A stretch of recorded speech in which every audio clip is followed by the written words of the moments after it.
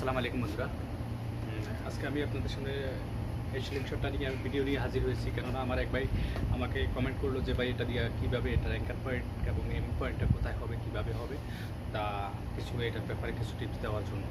তো যার ফলে আমি দ্বিতীয়বার এই স্লিংশটটা নিয়ে আপনাদের সামনে হাজির হয়েছি। দেখুন, সর্বপ্রথম হলো যে এখানে যে আপনার এই যে টিউব রাবারটা দেখছেন, এইটা মনে করেন যে আপনার অন্য স্লিংশটের ক্ষেত্রে যেমন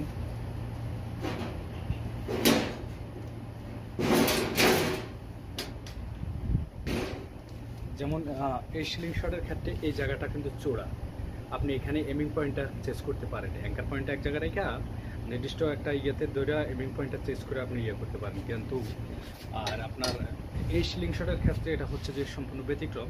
কেননা এটা করলে জাস্ট অ্যাডজাস্ট করতে হবে অ্যাঙ্কার পয়েন্ট, এমিং পয়েন্ট না, অ্যাঙ্কার পয়েন্টটা অ্যাডজাস্ট করতে হবে।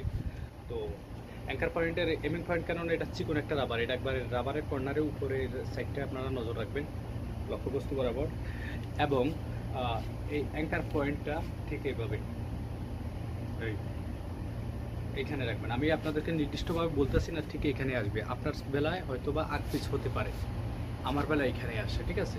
তো কেননা ফেজের উপরে ডিপেন্ড করে। তো বিষয়টা হলো যে আপনি এমিং পয়েন্টটা সেম একই রাবারের কর্নারে রাখা অ্যাঙ্কার পয়েন্টটা নিচে রাখবেন। যখনই আপনার এই যে দেখুন ঠিক এইভাবে স্লিংশটটা ধরবেন, এই হ্যাঁ, যখন আপনি দেখবেন যে আপনার লক্ষ্যবস্তু এখানে ধরার পরে এই অ্যাঙ্কার পয়েন্ট আমি এখানে ধরার পরে মনে করেন যদি দেখেন যে লক্ষ্যবস্তুর উপর দিয়ে যায়, উপর দিয়া, হ্যাঁ, তাহলে এই ক্ষেত্রে আপনি অ্যাঙ্কার পয়েন্ট আর একটু উঠাবেন। আর যদি নিচ দিয়ে যায় লক্ষ্যবস্তু, তাহলে এই ক্ষেত্রে আর একটু নিচে নামাবে, ঠিক আছে?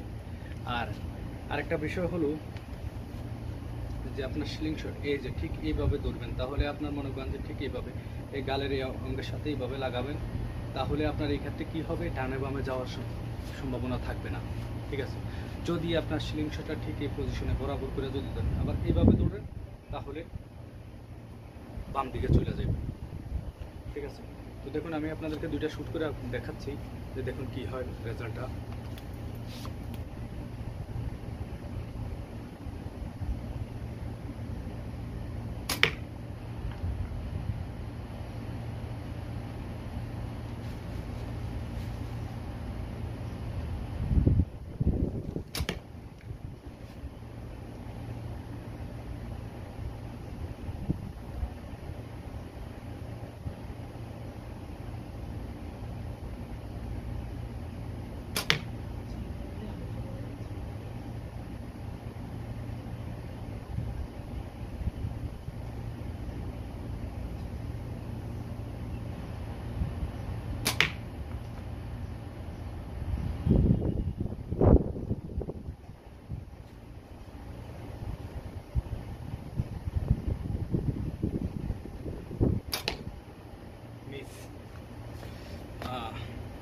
তো বন্ধুরা, আজকের ভিডিও পর্যন্ত।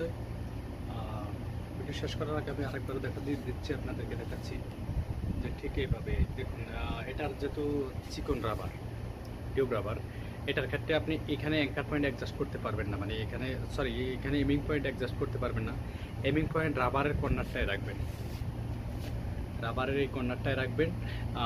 আর অ্যাঙ্কার পয়েন্টে আপনারা চেঞ্জ করবেন।